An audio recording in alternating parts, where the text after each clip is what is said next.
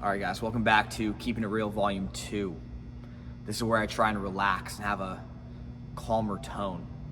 I feel like usually when I'm talking to the camera, I get pretty excited, and I'm yelling, and my hands are going all over the place. I'm gonna try and not move my hands or get too excited. So, one of the things I want to talk about is social media, and what we see on there, and how that can influence or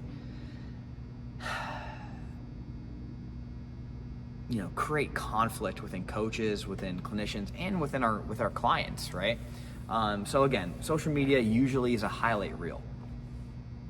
Even oddly enough, it's also a place where a lot of people talk bad about others, and I cannot get behind it, right? I cannot get over the jabs at individuals poking fun at other individuals for their methodologies, or other companies hating on other companies for their methodologies. I really don't understand it, and it makes me very upset when I see that on my feed, especially in the healthcare and strength and conditioning world. But regardless, it's something just kind of take into consideration, and think about when you're trying to create your own brand and create your own message. For me, it's about, hey, I'm going to share what I feel is valuable. I'm not going to talk down or disrespect, anyone else. I have no need to do that, because here's the thing, like, everything works, right? It all works. Everything is going to get results. There is no right way to do it. There are guiding principles that I think that a lot of people and a lot of individuals probably have in common, right? Probably 85% of what we're doing is the same thing, right? It's this extra 10 to 15% of differences that people get heated about. Now, of course, there's an issue with educating the public on things that are just untrue or false or create maladaptive beliefs.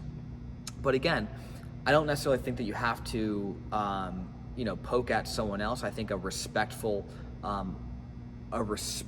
reach out to try and understand where someone's coming from, is appropriate, as a good way to try and understand where someone's coming from. But again, from what I'm seeing, a lot of the arguments and conversations, on physical therapy social media, on strength and conditioning social media, is blatant disrespect for each other, especially with this culture of canceling certain accounts, right? And you see things like the meme accounts and the hidden accounts where people are blowing people's spot up, and I just think it's overall unfortunate.